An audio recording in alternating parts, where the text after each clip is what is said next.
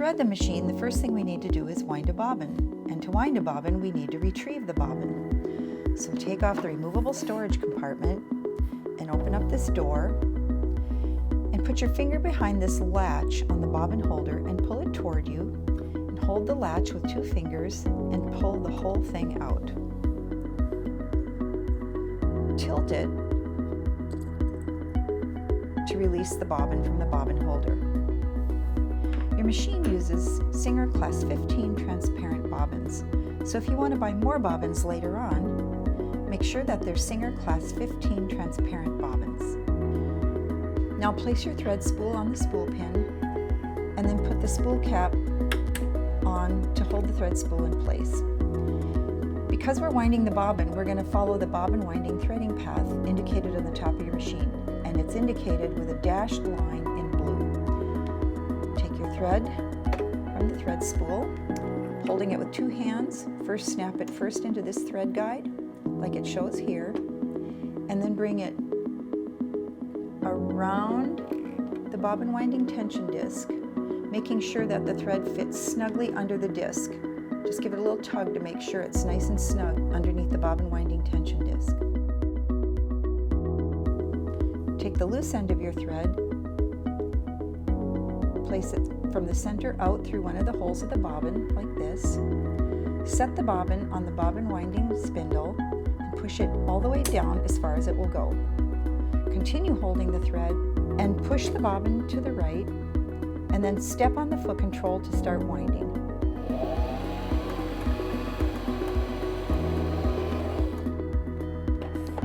Stop to trim the thread tail close to the bobbin and resume winding. You can stop winding whenever you feel like you have enough thread on your bobbin for your project, or you can continue stepping on the foot control until the bobbin is full. The bobbin will stop winding automatically when it's full.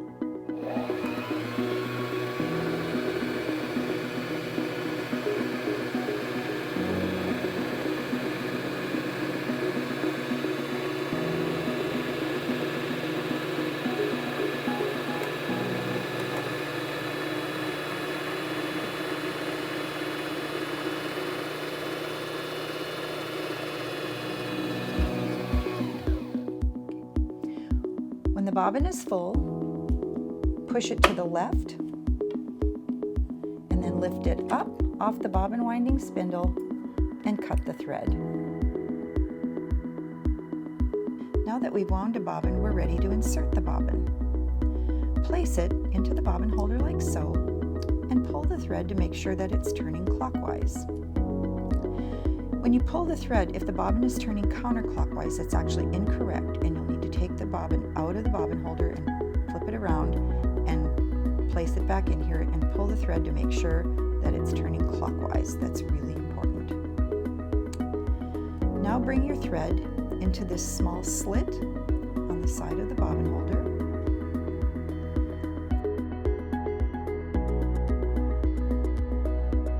Hold the bobbin holder firmly as you pull the thread until you feel it and hear it click in between these 2 small arms on this metal tab. Grab the latch of the bobbin holder and then bring it to the machine with this finger pointing straight up, and set it into the machine and release the latch. Now that we've wound a bobbin and inserted it into the machine, we're ready to thread the top of the machine. And there are 2 things you need to do before you do anything at the top of the machine with the thread, and that is to first raise the presser foot lifter. That's very important.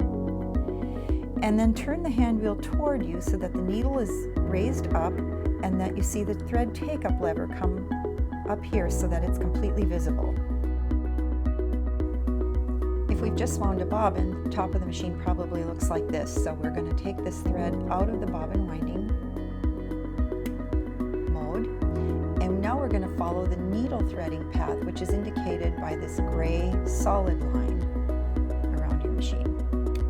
While you hold the thread firmly with your right hand, snap it into this first thread guide like it shows you on your diagram, and then bring it like so around this thread guide so it's between these 2 small plates. plates of that thread guide. And then continue following down this right-hand side of this channel, up, and you want to go to the right of the take-up lever and then bring it around, like it shows you on your thread guide here, and then continue bringing it forward so that the thread slips into the eye of the take-up lever. Continue bringing the thread down to the needle area. Bring the thread around this thread guide just above the needle. And now to thread the needle, we can use the built-in needle threader. So place your finger on the needle threader lever here, and as it starts to come down, bring the thread around this guide on the threader and push it all the way down as far as it will go, and you'll see these prongs that fit around the needle. So you're going to tuck your thread in under the hook that comes into the eye of the needle, and lightly holding the thread with your right hand, release the lever and you'll see this small loop.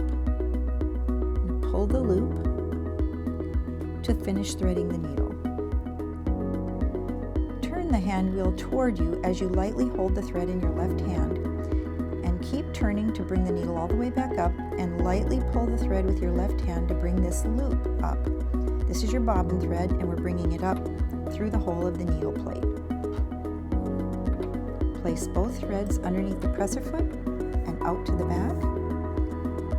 Close the door and replace your movable storage compartment. Now we're ready to test our stitch. With our machine set for straight stitch and a medium stitch length setting and our stitch width dial set to 0, let's test our stitch to make sure we've threaded the machine correctly. Place your fabric underneath the presser foot and lower the presser foot lifter. Step on the foot control to start sewing.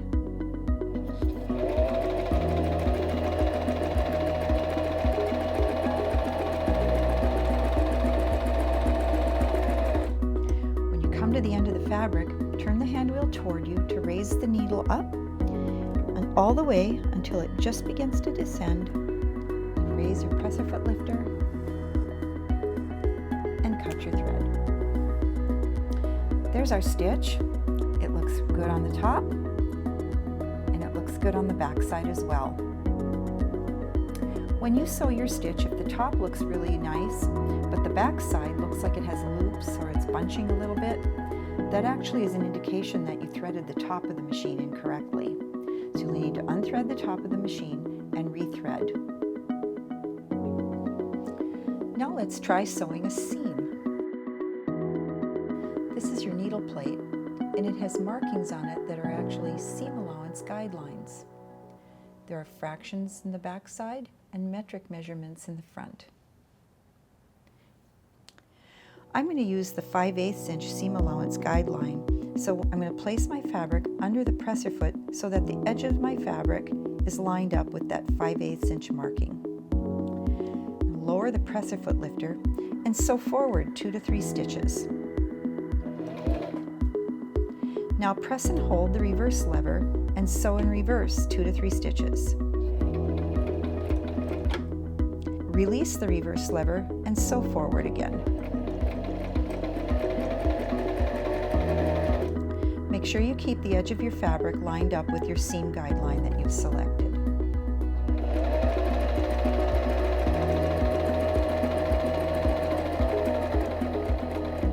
When you come near the end of your fabric, press and hold the reverse lever and sew in reverse a few stitches.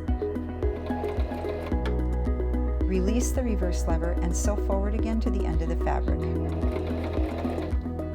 Turn the hand wheel toward you till the needle is all the way up and just begins to come down, and raise the presser foot lifter and cut your threads. And there you have your seam with reverse stitches at the beginning and end. Sewing reverse stitches at the beginning and end keeps our seams secure so that our stitches don't unravel as we continue working on our project. For more information about your machine, a full instruction manual is available on the Singer website to view or download anytime.